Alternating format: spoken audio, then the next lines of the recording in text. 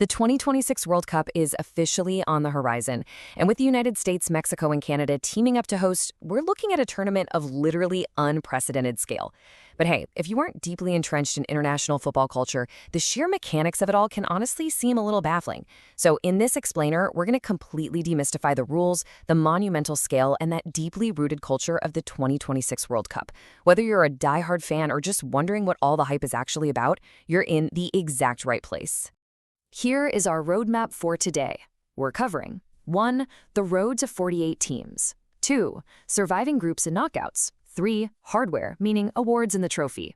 4. The global viewership phenomenon. And 5. The beautiful game's identity. Let's get right into it.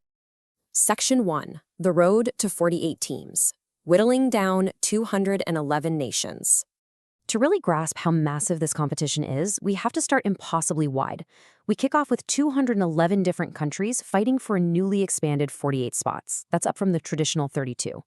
Now, there is a massive shortcut here. Because the USA, Mexico, and Canada are hosting, they automatically get VIP tickets. They skip the qualifiers entirely. But for the rest of the globe, the world is divided up into 6 regional confederations. Teams play within their own geographic region, and the historically stronger regions simply get more spots. So Europe gets 16, trailing all the way down to regions like Oceania, which is guaranteed just a single spot.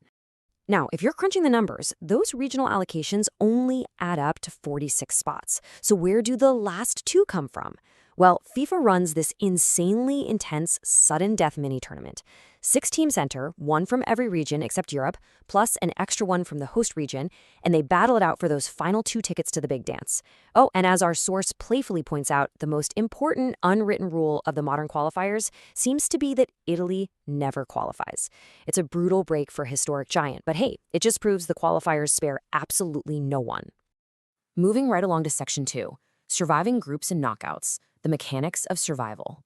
Once those 48 teams actually arrive at the tournament, they don't just play at random.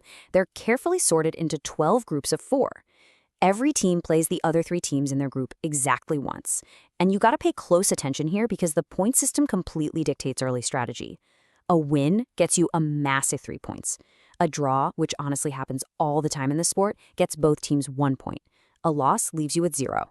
So it's this absolute frantic scramble to rack up as many points as mathematically possible over your 3 guaranteed games. Think of this point system as the ruthless filter of the tournament.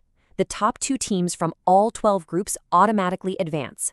But we need exactly 32 teams for the next round.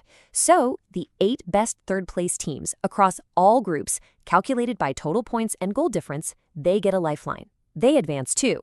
But if you finish 4th in your group, that's it. Your World Cup dream is over and you're packing your bags. Once we hit that final 32, the safety net of drawing a match is completely ripped away. It is pure knockout football. Win in advance or lose and go home. If a game is tied after the standard 90 minutes, we enter step 2, a grueling 30 minutes of extra time. And if it's still somehow tied after 120 exhausting minutes, we arrive at step 3, the penalty shootout. 1 player, 11 meters away, one-on-one against the goalkeeper. It is an unbelievable sudden death escalation that tests the absolute psychological limits of these athletes. So from that round of 32, the field is halved again and again. Round of 16, quarters, semis, and then the final. But there's actually a fascinating little quirk before the ultimate champion is crowned. The 2 teams that suffer those heartbreaking losses in the semifinals, they have to pick themselves right back up and face off one last time. On July 18, 2026, the day before the grand finale, they'll play a one-off match just to decide who officially takes 3rd place. Section 3, Hardware, Awards and the Trophy, Gold, Glory, and Heists. You might think the whole shebang ends the second the winning team lifts the trophy, but there's actually a lot more hardware to hand out. Right after the final whistle, FIFA gives out 4 major individual awards. The Golden Boot goes to the top scorer. The Golden Ball crowns the overall best player, voted on by media and FIFA. Then there's the Golden Glove for the best goalkeeper. Think of that as the Cy Young equivalent for football. And finally, the Best Young Player Award, given to a rising star aged 21 or under.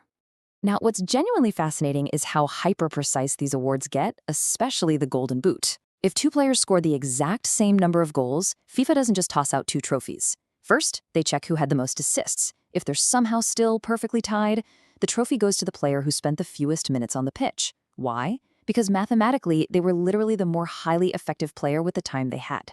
Pretty brilliant, right? But let's talk about the big one, the main prize.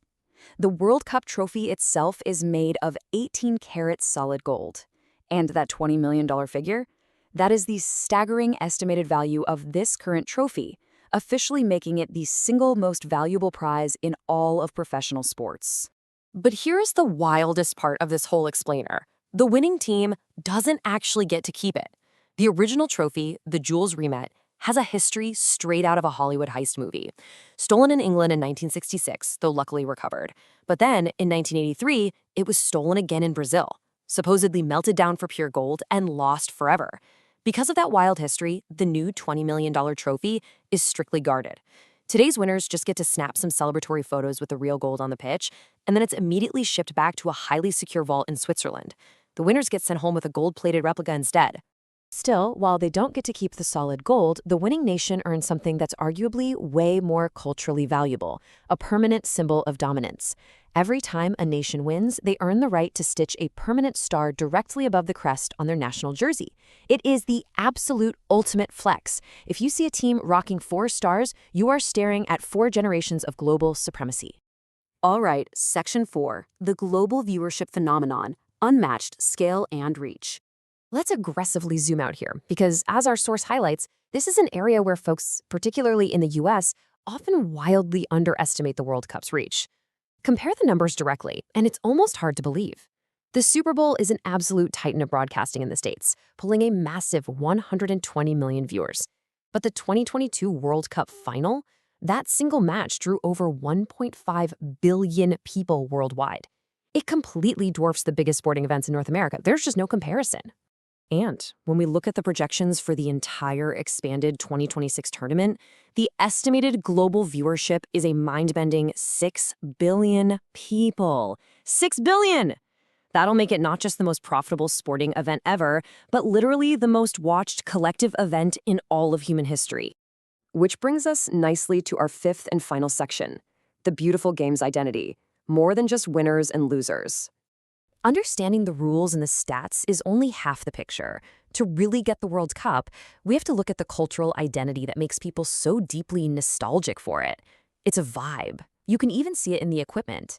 The official 2026 football is called the Trio Munion, which translates to 3 waves.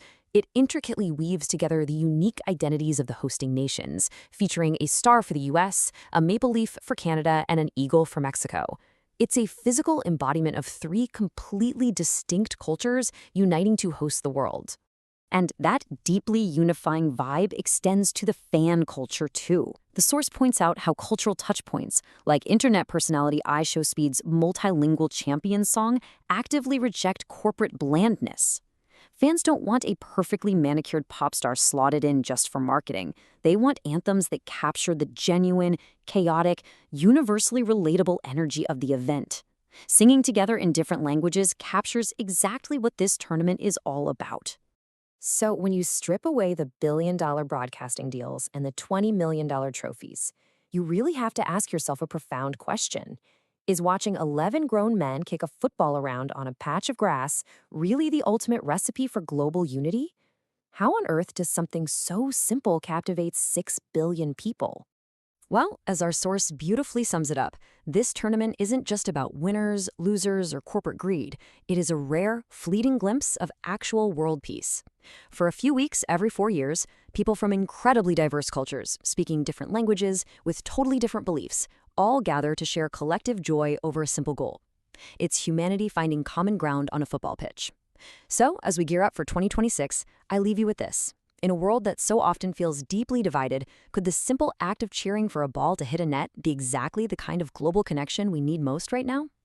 Thanks so much for exploring the mechanics and the magic of the World Cup with me. Keep learning, and I'll catch you on the next explainer.